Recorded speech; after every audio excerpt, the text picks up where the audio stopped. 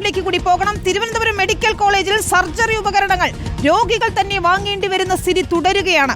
തൈറോയിഡുമായി ബന്ധപ്പെട്ട് സർജറിക്ക് പോയ യുവതിയെ കൊണ്ട് ഉപകരണങ്ങൾ വാങ്ങിപ്പിച്ചുവെന്നാണ് പരാതി. സ്കിൻ സ്റ്റാപ്ലർ ഉൾപ്പെടെ വാങ്ങാൻ രോഗിയോട് പറഞ്ഞു. 7ഓളം ഉപകരണങ്ങളാണ് വാങ്ങിപ്പിച്ചത്. ഏതെങ്കിലും ഉപകരണങ്ങൾ കിട്ടിയില്ലെങ്കിൽ സർജറി നടക്കില്ല എന്ന് പറഞ്ഞതായും ഈ യുവതി വെളിപ്പെടുത്തുന്നു.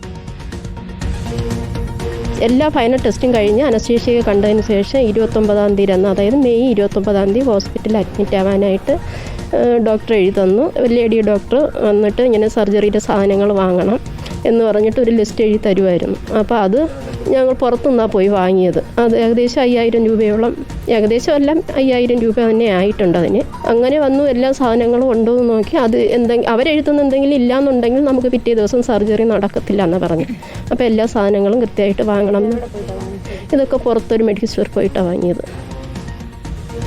സുനിഷ ഇതിലുണ്ട്. സുനിഷ, നമ്മൾ അവിടെ ഒന്നുമില്ല എന്ന് പറയുകയല്ല, പക്ഷേ ഒരു യുവതി അവർക്ക് നേരിട്ട അനുഭവത്തെക്കുറിച്ച് പറയുകയാണ്. ശസ്ത്രക്രിയയ്ക്ക് വേണ്ടുന്ന 7ഓളം ഉപകരണങ്ങളാണ് അവർക്ക് പുറത്തുനിന്ന് വാങ്ങേണ്ടി വന്നത്.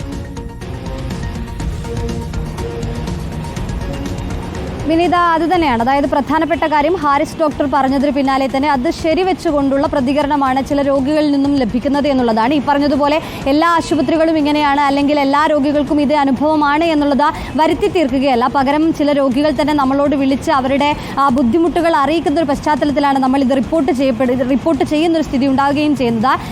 വിനീത, ഇത് സംഭവിച്ചിരിക്കുന്നത് അതായത് നെടുമങ്ങാട് സ്വദേശിയായ ഒരു യുവതിയാണ്. ഇവർക്ക് തൈറോയിഡിൻ്റെ ചില പ്രശ്നങ്ങൾ ഉണ്ടായിരുന്നു. തൊണ്ടയിൽ മുഴയുമായി ബന്ധപ്പെട്ടാണ് ആശുപത്രിയിൽ കാണിക്കുന്നത്. പിന്നാലെ തന്നെ മെഡിക്കൽ കോളേജിലേക്ക് റെഫർ ചെയ്യുകയായിരുന്നു. അവിടെ നിന്നും സർജറി വേണമെന്നുള്ളൊരു ആവശ്യം ഡോക്ടർമാർ പറയുന്നു. അതിൻ്റെ അടിസ്ഥാനത്തിൽ കൃത്യമായ ഒരു ഡേറ്റും ലഭിക്കുന്നു. ആ ഡേറ്റിനനുസരിച്ച് മെയ് 29-ാം തീയതിയാണ് മെഡിക്കൽ കോളേജിലേക്ക് എത്തുന്നത്. അപ്പോൾ ഈ ആശുപത്രി അധികൃതർ പറഞ്ഞിരിക്കുന്ന കാര്യം ഈ സർജറിക്ക് ആവശ്യമായ 7ഓളം സാധനങ്ങൾ അത് പുറത്തുനിന്ന് വാങ്ങണമെന്നുള്ളതാണ്. അത് രോഗിയോട് തന്നെ പറയാൻ ആവശ്യപ്പെടുന്നു. പ്രധാനമായും ഓർത്തോ കിറ്റുണ്ട്, സർജി കിറ്റുണ്ട്, സ്കിൻ സ്റ്റാപ്ലർ ഉൾപ്പെടെയുള്ള 7ഓളം സാധന സാമഗ്രികളാണ് പുറത്തുനിന്നും വാങ്ങാൻ പറഞ്ഞിരിക്കുന്നത്. അതിൻ്റെ അടിസ്ഥാനത്തിൽ ഇവർ സ്വാഭാവികമായും ഒരു ഓപ്പറേഷൻ നടക്കേണ്ടതാണ്, സർജറി നടക്കേണ്ടതാണ്. അതുകൊണ്ട് തന്നെ പുറത്തുനിന്ന് കിട്ടുന്ന സ്ഥലത്തേക്ക് പോയി അവർ വാങ്ങി ഈ ചികിത്സയ്ക്ക് എത്തിക്കുന്നൊരു പതിവാണ്. പക്ഷേ ഇതിലെ പ്രധാനപ്പെട്ട കാര്യം വിനീത, ഈ സാധനം, ഈ ഇനം എണ്ണിക്കൊണ്ട് തന്നെയാണ് അധികൃതർ ഇത് വാങ്ങാൻ പറയുന്നത്. അങ്ങനെ ഈ ഇനത്തിൽ ഏതെങ്കിലും ഒന്നും ഇല്ല എങ്കിൽ പോലും സർജറി നടക്കില്ല എന്നത് രോഗിയോട് തന്നെ പറയുന്നൊരു സ്ഥിതി കൂടി ചിലയിടങ്ങളിൽ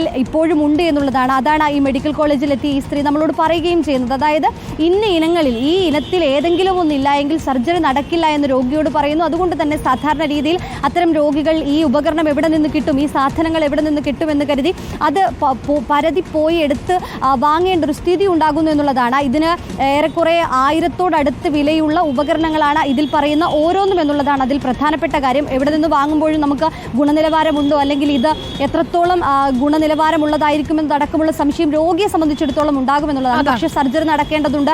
സർജറി നടന്നില്ല എങ്കിൽ ഇനി ഏത് ഡേറ്റിന് കിട്ടുമെന്നുള്ള സംശയമൊക്കെ ഉണ്ട്. അതുകൊണ്ട് സാധാരണ രീതിയിൽ എവിടെയെങ്കിലും പോയി ഇത് വാങ്ങാനുള്ളൊരു ശ്രമം രോഗികളെ സംബന്ധിച്ചിടത്തോളം ഉണ്ടാവുകയും ചെയ്യും. ഏതായാലും ഹാരിസ് ഡോക്ടറുടെ വെളിപ്പെടുത്തലിന് പിന്നാലെ തന്നെ കൃത്യമായി ഇത്തരം കാര്യങ്ങൾ നടക്കുന്നുണ്ട് ഈ മെഡിക്കൽ കോളേജിൽ എന്ന് തെളിയിക്കുന്നതാണ് ശരിവെക്കുന്നത് തന്നെയാണ് ഇപ്പോൾ യുവതി സുനിഷയ്ക്ക് നൽകിയ പ്രതികരണം. നന്ദി സുനിഷ. ഏതായാലും ഇക്കാര്യത്തിൽ രോഗികൾക്കൊപ്പം നിൽക്കുക, സാധാരണക്കാരായ മനുഷ്യർക്കൊപ്പം നിൽക്കുക എന്നത് തന്നെയാണ്. അവർ മറ്റിടങ്ങളിൽ സ്വകാര്യ ആശുപത്രികളെ ആശ്രയിക്കാൻ കഴിയാത്ത അല്ലെങ്കിൽ നിർധനരായ രോഗികൾ തന്നെയാണല്ലോ മെഡിക്കൽ കോളേജുകളെ ആശ്രയിച്ചുകൊണ്ടെത്തുന്നത്. മികച്ച ചികിത്സ അവിടെ ലഭിക്കുമെന്ന് തന്നെയാണ് അവരുടെ പ്രതീക്ഷ. മികച്ച ഡോക്ടർമാരുണ്ടായിട്ടും ഇത്തരം സംവിധാനങ്ങളുടെ അപര്യാപ്തതയാണ് അവിടുത്തെ സേവനങ്ങളെ പിറകോട്ടടിക്കുന്നത് എന്ന കാര്യത്തിൽ തർക്കമില്ല. സുനിഷയാണ് വിവരങ്ങൾ നൽകിയത്. നമുക്ക്